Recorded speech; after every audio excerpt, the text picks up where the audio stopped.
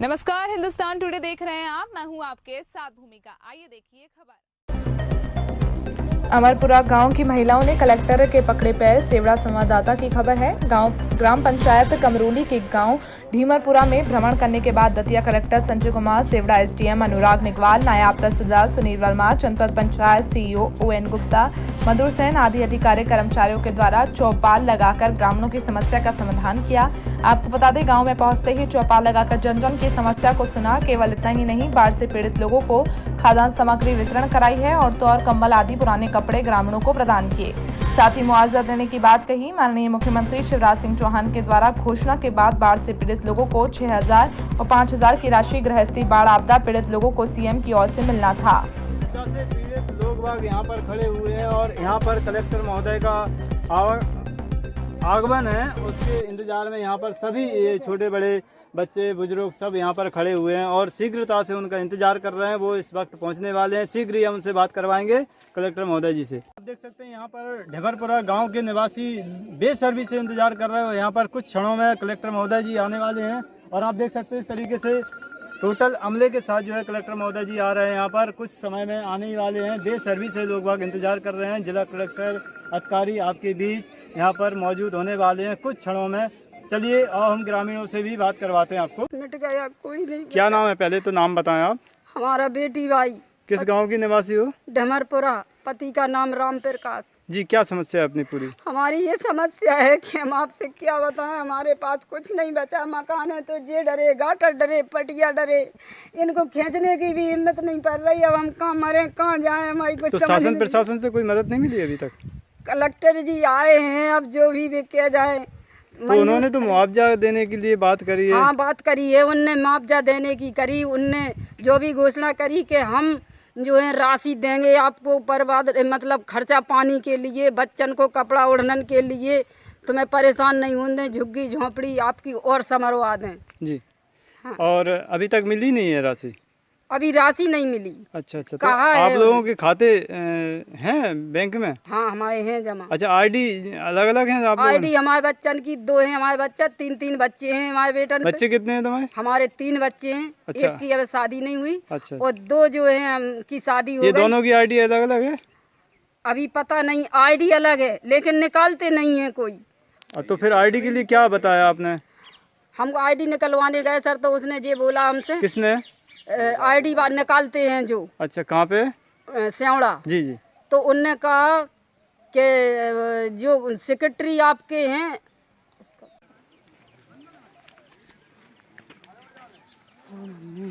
मेरी नहीं करने का वो देगा कि जो मसालों किचन में लगता है सब बच्चों को बिस्कुट नमकीन पोए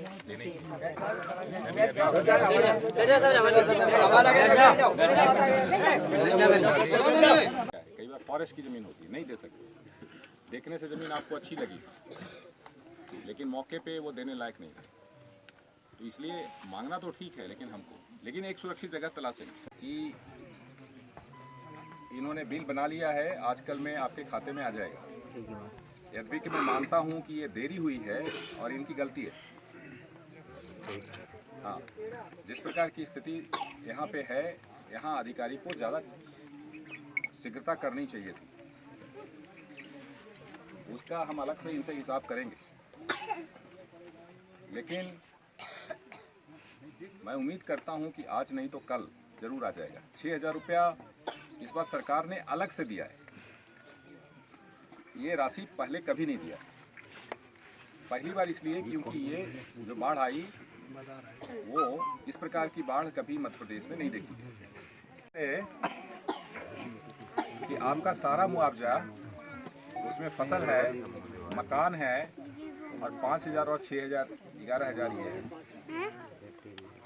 और मवेशी अगर बही हो तो वो सब जो है वो मिला करके आपको अगले, हम उम्मीद करते हैं कि 3 दिन में दे देना चाहिए। ये अगले 3 दिन का मतलब है आज छोड़ के कल, परसों, नरसों, और इसको हम खुद ही, वैसे तो अब भी हम पूछते थे इन लोगों से, लेकिन मुझे पता नहीं था भाई, हकीकत मुझे खुद ही थोड़ा दुख हो रहा है कि मैं आप लोगों के लिए थोड़ी शीघ्रता नहीं कर पाया, लेकिन ठीक है, अब भी राहत आप लोगों को मिली है। ये तिरपाल, कुछ अनाज, कुछ तेल मसाले, ये सब चीज़ें आई है और आनी चाहिए थी, क्योंकि सबसे ज़्यादा प्रभावित गांव यही था। सर, सबसे पहली ग्रामीणों की ये समस्या है कि हम लोगों के यहाँ 2-2, 3-3 लड़के हैं। हाँ। और उनकी आइडियाँ सर अलग नहीं हो पा रही हैं सर, और कई बार इन लोगों ने शिकायत की सर, सेवड़ा जाकर की भी शिकायत की, और सचिव वगैरह तो देखे नहीं इन लोगों ने, ऐसा इनका कहना है। नहीं देखे सर, इसके बारे में आप थोड़ा सा बात करें सर। देखते विचार करते हैं जी और जो बालिग लोग हैं जी कोशिश करेंगे कि उनको हम अलग परिवार मान के करें। जी सर। अपने को एक आधार बनाना पड़ेगा, देखते हैं। समग्र आईडी नहीं है तो क्या सर कोई और आधार बनता है जी। क्या? दूसरा सर ये है कि पटवारी के द्वारा जो सर्वे की गई है सर, कई लोगों के यहाँ सर्वे ही नहीं हुई सर, और कई लोगों के जो है मकान इस तरीके से हैं कि उनकी सर्वे होना चाहिए और नहीं हुई है सर, उनके बारे में सर।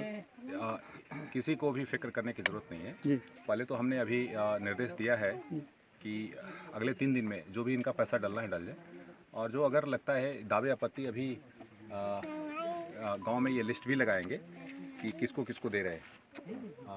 इसका सूची का प्रकाशन करना है, और सूची के प्रकाशन के बाद जो दावे आपत्ति आएंगे उस पर भी निराकरण करेंगे। अगर जो जायज़ आदमी बच जाएगा उसको भी देंगे। सर, इन लोगों का ये क्वेश्चन और है सर कि इन लोगों की जो है ना, आप मुआवजा तो देंगे तो हम लोगों के पास खाते भी नहीं है, आईडी की वजह से खाते नहीं हो पाए सर, तो सर उनके लिए कैसे अपन अकाउंट? जी हाँ, बैंक अकाउंट तो खोलना पड़ेगा। जी बैंक अकाउंट, क्योंकि पैसा तो बैंक अकाउंट में ही जाता है, बिना खाते का तो खाते ही नहीं खुले। हाँ, तो पैसा तो नगद नहीं मिलती ना, पैसा तो अकाउंट में ही जाता है।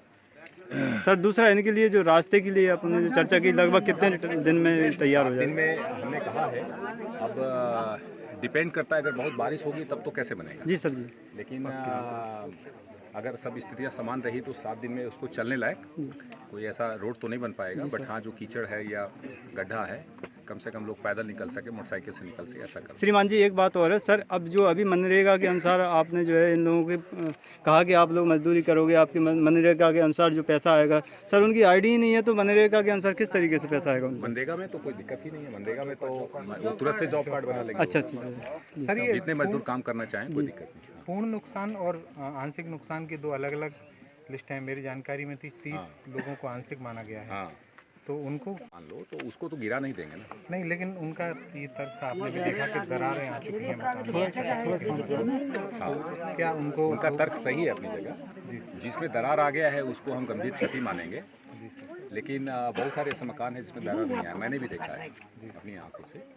तो बहुत सारे हैं जो नए साल 1 साल पहले ही बनाया है, तो वो उसको गिरा देंगे, तो ऐसा तो नहीं कर सकते ना। मतलब हम हेल्प कर सकते हैं, लेकिन हम ऐसा कोई काम नहीं करेंगे जो जिसको कहते हैं कि फैक्ट्स को झुठला दे। मकान खड़ा है ठीक ठाक, ठीक है, उसमें पानी गया है, उनके घरेलू सामानों का नुकसान हुआ है, उसका पैसा देंगे हम, घरेलू सामानों का नुकसान का देंगे। लेकिन जो मकान खड़ा हुआ है, उसका छत खड़ा है, दीवार खड़ा है, दरवाज़ा ठीक है, उसको तो आंशिक में जो देना होगा देंगे। सर, बस इनमें एक लास्ट बात और रहेगी सर, इनके लिए जो रहने के लिए जो व्यवस्था अभी आप कह रहे थे कि जगह जगह हम देखेंगे कहाँ पे जगह है, तो डिसीजन नहीं आ पाया सर, तो इनके बारे में थोड़ा सा और कह दीजिएगा। डिसीजन तो ये खुद ही नहीं कर पा रहे हैं, कुछ लोग कह रहे हैं यहाँ, कुछ लोग वहाँ। जी जी।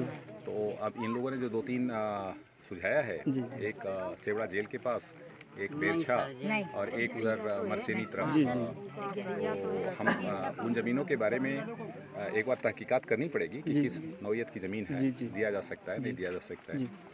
केवल चाहने भर से तो नहीं, वो ज़मीन देने योग्य भी होना चाहिए, किस्मत की है। Thank you sir. पेयजल के लिए सर क्या व्यवस्था कर रहे हैं? पेयजल एक हैंडपम्प चल रहा है, बढ़िया चल रहा है, मैं जाकर के देखा। लोगों ने कहा कि उसमें दवाई भी डल गई है, पानी खूब निकल रहा है उससे। आगे दूसरे सोर्सेज भी हम लोग ठीक करेंगे। इलेक्ट्रिसिटी के खंभे गढ़ने का काम तो मेरे सामने ही अभी चल रहा था, इलेक्ट्रिसिटी रिस्टोरेशन का, तो मेरा अंदाज़ा 1 आध दिन में वो भी कर देंगे। रास्ते का मैंने बता ही दिया। खाद्यान्न अभी हम लोग चल करके बांट रहे हो। ठीक सर। और भरपूर और